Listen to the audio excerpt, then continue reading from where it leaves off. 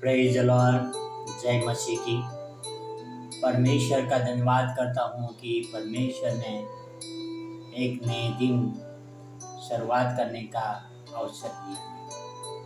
यह उनका अनुग्रह है और उनका प्यार है, जिस वजह से मैं आज जीवित हूँ।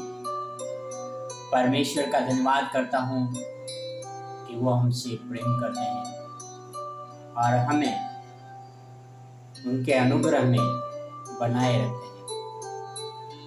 भाई और बहनों और मित्रों, हमने अगले लेसन में पढ़ा था कि किस तरह से यिर्मयाह और परमेश्वर आमने सामने बातें करते हैं। परमेश्वर यिर्मयाह को जिम्मेदारी देना चाहते हैं। यिर्मयाह कहता है कि मैं तो अभी लड़का ही हूँ, बच्चा ही हूँ। वह जिम्मेदारी लेना चाहता नहीं है, पर परमेश्वर उनको कहता है कि मैंने तुझे तेरी माँ के गर्भ से ही सुन लिया है। भाई और बहनों और मित्रों, परमेश्वर जिनको सुन लेता है उनके काम के लिए दुनिया की कोई ताकत नहीं है। परमेश्वर का मकसद पूरा होने तक उसको कुछ कर सके।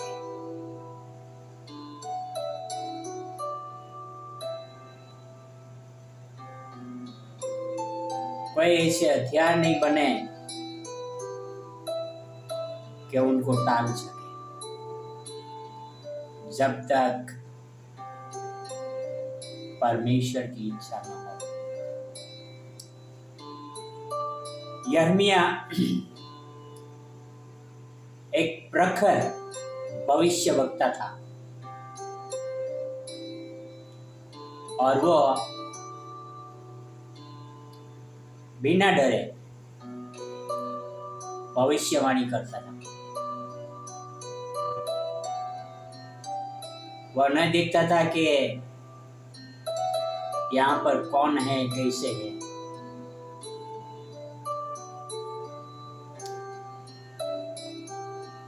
यिर्मयाह 38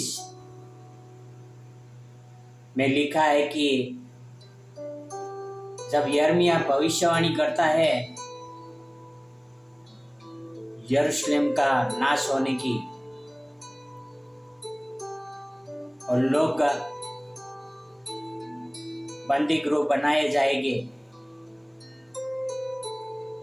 और उनको बंदी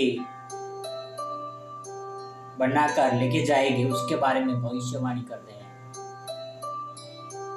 यिर्मयाह कहते हैं कि या तो तुम सरेंडर हो जाओ या तो इस नगर को छोड़कर भाग जाओ। यदि इस नगर में रहोगे तो तुम मार डालो जाओगे। यह भविष्यवाणी सुनकर हाकिम लोग बहुत ही आग बबूले हो जाते हैं। राजा सिदकिय्याह को जाके कहते हैं कि ये हमारी प्रजा का विश्वास कमजोर कर रहा है, हमारे योद्धाओं का विश्वास कमजोर कर रहे हैं। भाई और बहनों, उस समय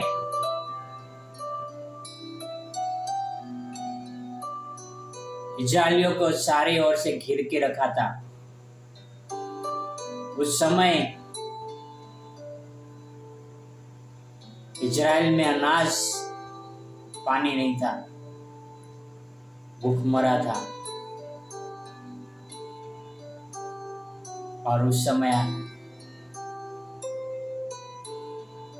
यिर्मयाह इस प्रकार की भविष्यवाणी करता है।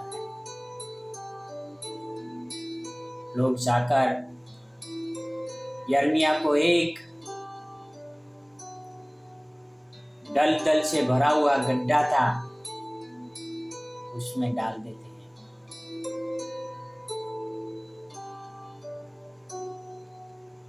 और किस तरह से राजा के घराने का जो खोजा था वो राजा को जाके विनती करता है कि हमारे नगर में ना हमारे पास रोटियां है और ना कहीं अनाज है, वो भूखा ही अंदर मर जाएगा।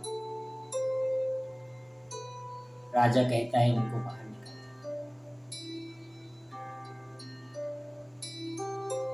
जाके खोजा, उनको बाहर निकालते हैं। वो ऐसा गड्ढा था जो दलदल से भरा हुआ था, वो पानी नहीं था, सिर्फ दलदल ही था, वो कच्चेदार था। उनको बाहर निकालने के लिए बहुत मुश्किल हुआ था। भाई और बहनों मित्र, इस गड्ढे में से बाहर निकलने के बाद यिर्मयाह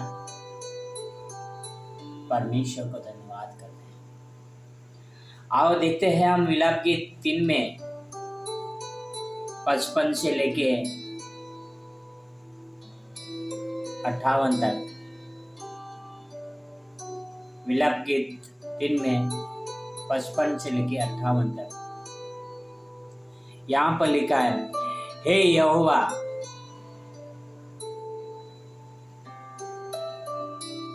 गहरे गड्ढे में से मैंने तुझसे प्रार्थना की, तूने मेरी सुन ली। जो दुहाई देकर मैं चिल्लाता हूँ उससे कान न फेर ले।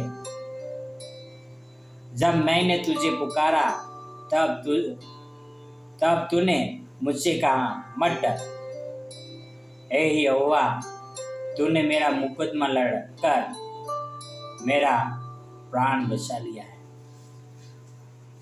भाई और बहनों और मित्रों, यिर्मयाह गड्ढे में से बाहर निकलने के बाद परमेश्वर का धन्यवाद करते हैं, परमेश्वर के प्रति शुक्रिया अदा करते हैं कि परमेश्वर, आपने मुझे गड्ढे में से बाहर निकाला, मेरी प्रार्थना को सुन लिया, मेरे प्राण को बचाया। मित्रों, वह परमेश्वर की आज्ञा का पालन करता था। परमेश्वर जो बोलता था वह इस्राएलियों को बताता था। उसके कारण उनको गड्ढे में डाल दिया गया था।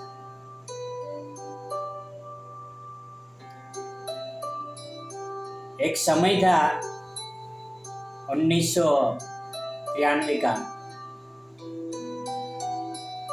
1993, मैं और कुछ मेरे साथी मित्र सुवार्ता का काम करते थे।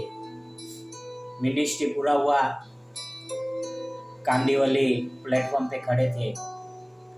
पुलिस ने आके हमें वहां से निकलने के लिए कहा। करीब 11 बजे का टाइम था। उसके बाद हम जाके ब्रिज पे खड़े रहे और पुलिस ने हमको घेर लिया और घेर के अचानक उन्होंने लाठी मारना शुरू कर दिया। उस समय हम वहां से बच निकले, पर उनमें से कुछ लोग भाग गए जो आज तक वो परमेश्वर से दूर है। मेरा कहने का मतलब भाई और बहनों और मित्रों, कि हमारे जीवन में परेशानी, मुश्किल, तकलीफ आती है तो क्या हम परमेश्वर को छोड़ देते हैं? क्या परमेश्वर को धन्यवाद करते हैं कि परमेश्वर धन्यवाद करते हैं कि आपने उस मुश्किल में मेरा साथ दिया और मैं बाहर निकला। हमारे जीवन में बहुत सारी मुश्किलें आई होगी, परमेश्वर ने हमें बहुत सारे साथ दिए होंगे। भाई और बहनों और मित्रों, क्या हम उस साथ के लिए परमेश्वर के आभारी हैं? क्या हम शुक्रगुजार है कि परमेश्वर आपने मुझे बचाया इस मुश्किल घड़ी में?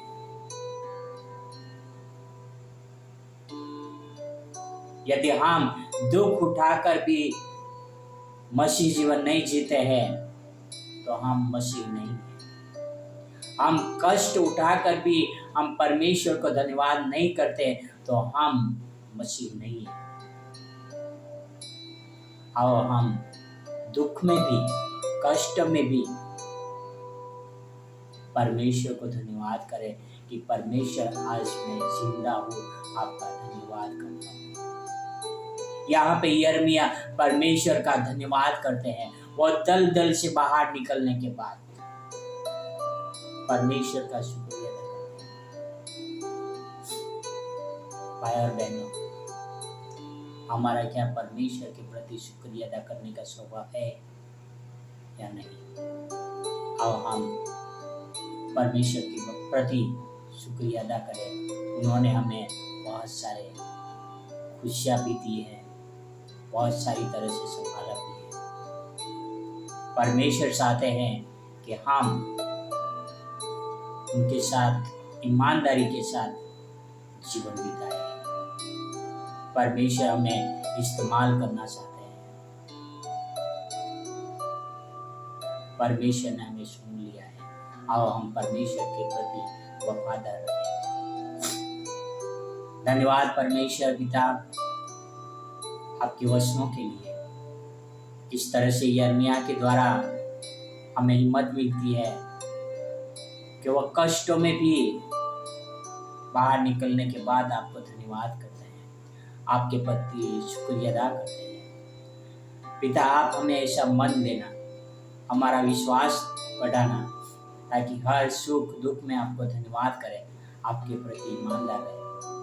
धन्यवाद करता हूँ यीशु मसीह के लिए, आपके प्रति जो भी करे कार्य पिता हम ईमानदारी के साथ करें। धन्यवाद करता हूँ यीशु मसीह के लिए, आपके वचनों के लिए। हम कहाँ पर भी रहे पिता, आपके वचनों में बने रहे पिता, और आपके वचनों के अनुसार जीवन जिए पिता। धन्यवाद फिर से एक बार यीशु मसीह के लिए और आपके प्यार के लिए पिता। आगे का समय आपके हाथ दे रहा हूं पिता। ये सारी प्रार्थना मेरे उद्धार करता, प्रभुओं का प्रभु, राजाओं का राजा यीशु मसीह के नाम से करता हूँ। आमीन, आमीन, आमीन। God bless you. Praise the Lord.